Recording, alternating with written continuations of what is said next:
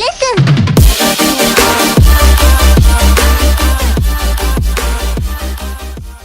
Hi there, welcome to Smart Way of Learning Concepts and Enjoy Learning. The goal of this video is to let you know how to find the maximum operating frequency of the given circuit. Now consider the sequential circuit where we have two positive edge triggered flip-flops and a combinational logic in between. From the previous lectures, we had seen what a setup and hold time is, the functionality of given circuit, and also how to fix setup and hold time violations. With this knowledge, we are now going to find the maximum operating frequency of this circuit. We use all the short forms as said before. We all very well know that frequency is reciprocal of time period, and hence we need to find the minimum time period and just find its inverse to find the maximum operating frequency. From the previous lectures, we have seen that when input signal is given during first rising clock edge, we get it as the output after the second rising edge of the clock. From these timing diagrams, we notice that the time between two rising edges of the clock is equal to the sum of TPD1, TCD and TS2, where TPD1 is the clock to output propagation delay of flip-flop 1, TCD is combinational logic delay,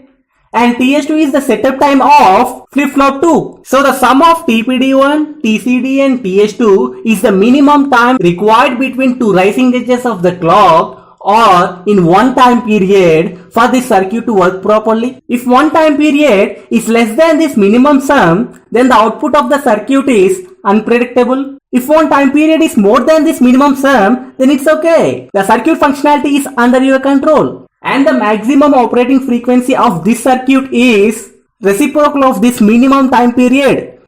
In the next video, we will work out a numerical that covers all four discussed parts that helps you gain some more insight into the topic. Thanks for watching the video. If you think my video worth something, then don't forget to like it and subscribe for many more interesting updates.